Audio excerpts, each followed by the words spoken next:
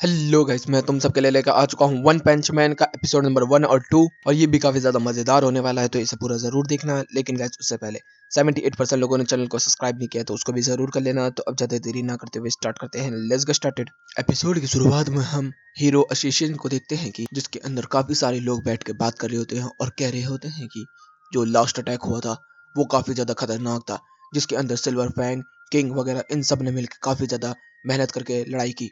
King की वजह से हम लोग जीत गए। और उधर से जो सिल्वर फैंग का चेला था गारो, उसके साथ भी काफी खतरनाक बैटल हुई है और सिल्वर फैंग को काफी ज्यादा चोट भी लगी है।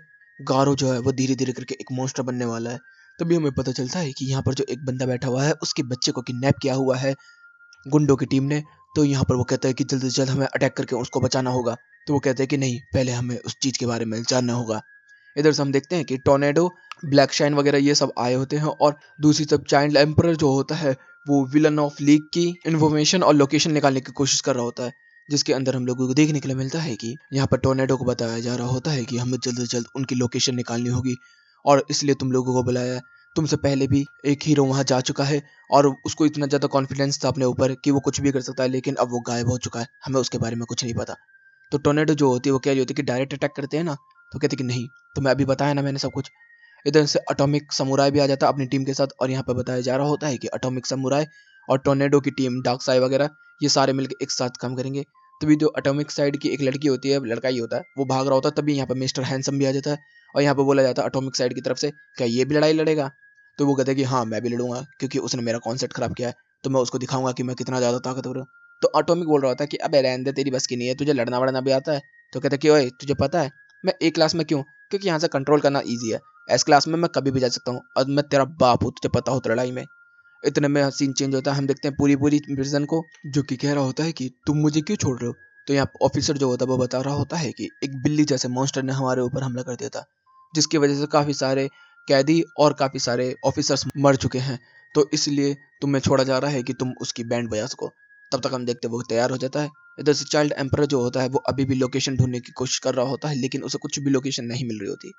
तो वो वहाँ के जितने भी हीरो एसोसिएशन के लोग होते हैं उनको भेज देता और फिर मेटल बॉडी के साथ बात करना स्टार्ट कर देता है कि तुझे क्या लगता है इस चीज़ के बारे में। तो वो कह रहा होता है कि सुन, मैं तुझे ये कहना चाहता हूँ कि वो जो मॉन्स्टर्स है वो काफ़ी ज़्यादा खतरनाक है, तुझे अपने बारे में सोचना चाहिए। चाइल्ड एम्पर, तेरे आगे तेरी पूरी जिंदगी है। तो कहता है कि तू डर रहा है क्या? तो उधर से वो भी बोलता है कि मैं डर नहीं रहा, मैं तुझे सच्चाई बता रहा हूँ, तो तू जितना हो सके होशियार रह। इधर से हम लोग देखने मिलता है कि जिसके बेटे को किडनैप किया हुआ था वो अपनी टीम को तैयार कर लेता है, जो कि G5 के नाम से जाना जाता है, और उनको सूट दिया जाता है जो कि बहुत ही खतरनाक एक लेवल पे होते हैं। इधर से हम ज़ॉम्बी मैन को देखते हैं जो कि हाउस ऑफ एवोल्यूशन को ढूंढ रहा होता है। इधर से बिजार हम देखते हैं जो कि चलती हुई जा रही होती है और साइतामा के घर पे पहुंचती है, जहाँ पर हमारे सारे बंदे बैठे होते हैं, मतलब किंग, सिल्वर वगैरह और ये गारो वगैरह। वो यहाँ पर देखती है इन सारे लोगों को, तो कह रही होती कि ये लोग इतने बेफिक्र हो गए यहाँ कैसे बैठे हुए हैं, इन लोगों को पता नहीं है कि बाहर क्या चल रहा है और ये लोग मजे मार रहे हैं इधर। और फिर वो साइतामा को देखते हैं तो साइतामा को चोट वोट कुछ भी नहीं लगी होती, तो वो कह रही होती कि अबे ढंग से मेरी बात सुनो, ढंग से बैठो सारे के सारे पहले में। तो सारे के सारे लोग जो भी मतलब चोट लेके तो वो तो लेटे ही थे। तो यहाँ पे बिजार जो होती है वो बताना स्टार्ट कर देती है कि तुम्हें पता भी है बाहर कितनी ज्यादा तकलीफ चल रही है, कितनी ज्यादा प्रॉब्लम चल रही है, हीरो एसोसिएशन के ऊपर कितना ज्यादा प्रेशर आ रखा है, मॉन्स्टर जो है वो किस तरीके से काम कर रहे हैं, गारो ने कितना बुरा काम किया था, जितने भी हीरोज को मारा है, ये सब वगैरह वगैरह। तो यहाँ पर जितने भी बंदे होते हैं सब अपना अपना ओपिनियन देना स्टार्ट कर देते हैं कि नहीं, वो इस तरीके से मानना चाहता है, वो इस तरीके से मानना चाहता है। तो साइतामा कहता है कि उसकी हिट लिस्ट में सब लोग हैं, केवल मैं ही नहीं हूँ। तो भाई साइतामा को ये चीज़ गुस्सा आ जाती है, वो तैयार हो जाता है मारने के लिए उसे और लड़ने के लिए। तो यहाँ से हम लोग को देखने मिलता है कि इधर से सीन बदलता है। गारो जो होता है वो बेड पे पड़ा होता है और उसको लेटर लिखा होता है कि ज़्यादा हिलना डुलना मत करिए, तेरी तबीयत बहुत ज़्यादा खराब है, अभी जाने की कहीं ज़रूरत नहीं है। लेकिन फिर भी गारो उसको इग्नोर करके जाना स्टार्ट कर देता है और हम लोग को देखने मिलता है चलते चलते एक लाइट की तरफ पहुंच जाता है, जहाँ पर हम लोगों को देखने मिलता है कि ओरिची ने G5 के बंदों को पकड़ा होता है और वो सब भीख मांग रहे होते हैं जान की। और ओची बोल रहा होता है कि नहीं, मजा आएगा ना, अभी देखो ये मैजिक G5 है ना, ये तेरी बुड्ढी बोटी कर देगा। तो जितने भी बंदे होते हैं सब लोग यहाँ पे भीख मांग रहे होते हैं और जितने भी मॉन्स्टर होते हैं सब कह रहे होते हैं खत्म कर दो। इधर से गारू को टेलीपैथी से बता दिया जाता है जहाँ तो है वहीं रुक जा।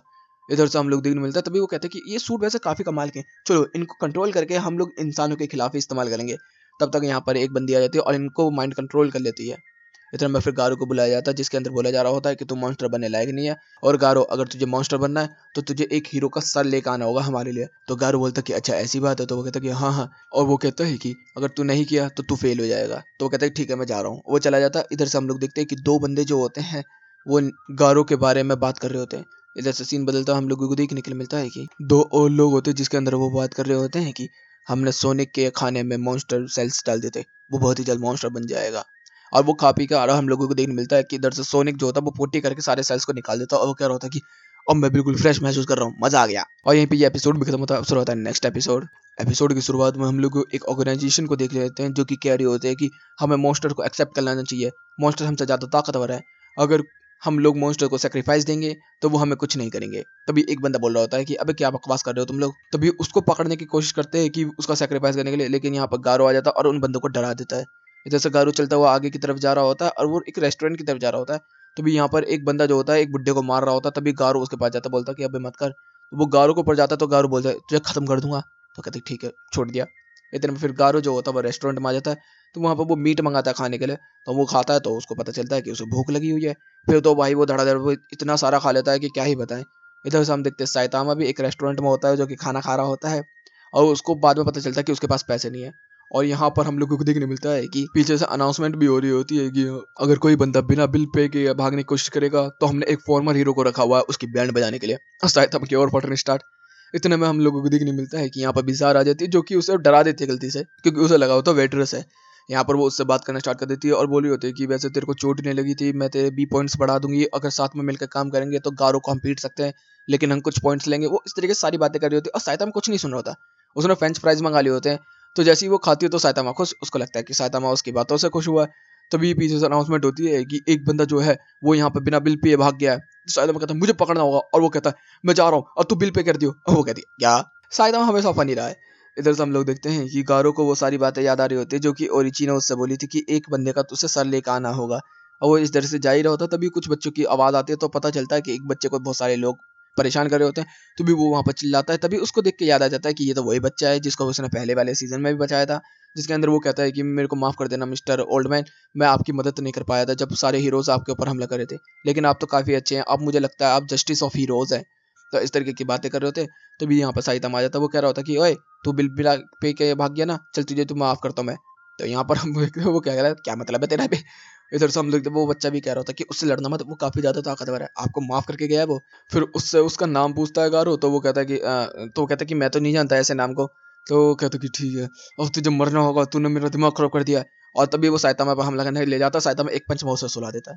वो कह रहा होता है कि वैसे इस बुक में मेरा नाम भी तो लिखा होगा ना जिसमें सारे हीरोज का नाम है। तो वो कहता है कि देख, और वो चेक करता है तो उसका नाम नहीं होता, जिससे कि वो 2 सौ के वहां से चला जाता है।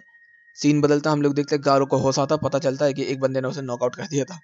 इधर से वो कह रहा होता है कि चलो कोई बात नहीं, आगे चलते हैं। इतने में हम लोग देखने मिलता है कि वही 2 लोग जो गारो के बारे में बात कर रहे थे, और यहाँ पर वो दोनों आ जाते हैं जो कि कह रहे होते हैं कि गारो तो एक ऐसे हीरो से हार गया जिसको कोई भी नहीं जानता, और तो इस बच्चे को भी नहीं मार रहा। लेकिन वो बच्चा उस बंदे को देख कर काफी ज्यादा डर जाता है। वो होता है किंग रिपर, मतलब कि वो बच्चों को अपडेट करता है और उनको मौत के घाट उतार देता है, मतलब काफी खतरनाक है। और वो कह रहे होते हैं कि गारो हमें तेरे जैसे बंदे की बिल्कुल भी जरूरत नहीं है जो कि एक बेनाम हीरो से हार चुका है और बच्चे को भी नहीं मार सकता। तो भी हम देखते हैं ओचिरी के पास यहाँ पर एक फिक्स आ जाती है और बात करना स्टार्ट कर देते हैं, जिसके अंदर बोला जाता है कि किंग रिपर जो है वो गारो को मार देगा। तो वो कहता है कि हाँ मुझे इन सारी चीजों के बारे में पता था, तो भी मैंने किंग रिपर को वहां पर भेजा था, लेकिन मैंने इंसेक्ट को भी भेजा है ना उसके साथ, तो वो वहां पर रोक लेगा। तो ये पता है जो मास्टर रीची है पहले वो भी इंसान ही थे, बाद में वो ऐसे तरीके के शैतान बने। तो वो कहते हैं अच्छा ऐसी बात है। तो वो कहते हैं कि हाँ वही तो मैंने गारो के अंदर भी देखा है। इधर से हम मोस्टर ज़ॉम्बी को देख रहे होते हैं जो कि कह रहा होता है कि मैं बहुत ही जल्द तुम्हारे करीब हो जाऊंगा और मैं तुझे खत्म कर दूंगा, हाउस ऑफ एवोल्यूशन। वो यहाँ पर ऐसी बातें ही कर रहा होता, तब तक हम देखते हैं किंग रिपर वगैरह ये सारे के सारे कह रहे होते हैं कि चल हम तुझे बख्श देंगे गारो, लेकिन अगर तुझे इस बच्चे को मार देगा तो यहाँ पर सारे के सारे बंदे यहाँ पर बोल ही रहे होते इसी चीज के बारे में। तभी गारो बोलते हैं ओए बच्चे, तुझे कोई भी बचाने के लिए यहाँ पे नहीं आने वाला जब तक तू खुद की मदद नहीं करेगा। तो कहते हैं कि आपने बचाया था मुझे। तभी हम देखते हैं किंग पर हमला कर देता है, लेकिन गारो जो होता तभी उसकी तलवार को वहीं पर रोक लेता है, घुमा के एक मुंह पे लाद देता है और पेट में लाद देता है, जिससे कि किंग रिपर उड़ के दूर चला जाता है। किंग रिपर तैयार हो जाता है उसे मारने के लिए। इधर से इंसेक्ट मैन भी कह रहा होता है कि अब तुझे नहीं छोड़ेंगे। दोनों के दोनों बंदे टूट पड़ते हैं गारो के ऊपर। और यहीं से सीन चेंज होता है। हम देखते हैं कि ज़ॉम्बी मैन जो होता है वो एक जगह पर जा रहा होता है और कह रहा होता है कि हाउस ऑफ एवोल्यूशन मैं आ चुका हूँ, हाँ फाइनली। ओए हाउस ऑफ एवोल्यूशन के बंदे बाहर निकल, मैं तुझे जान से मार दूंगा, अब तुम्हारा खेल खत्म हुआ, अब तुम मेरे हाथों से बच के नहीं जा सकते, जल्दी जल्दी बाहर निकल के आ जाओ। तभी वहाँ पे एक गोरिल्ला आ जाता, कहता कि हाउस ऑफ एवोल्यूशन तो कब का खत्म हो चुका है, और उसकी फट गई 64। यहीं पे ये एपिसोड भी खत्म होता है। तो गाइस मुझे पता है कि एनिमेशन बहुत अजीब है और यहाँ तक की स्टोरी भी कुछ खास नहीं चल रही है, लेकिन बहुत ही जल्दी ये काफी अच्छा हो जाएगा। तो गाइस वीडियो अच्छी लगी तो वीडियो को लाइक कर देना, चैनल को सब्सक्राइब कर देना, कमेंट बॉक्स में अपनी प्यारी प्यारी बातें पढ़ देना। Okay guys bye bye, thank you for watching.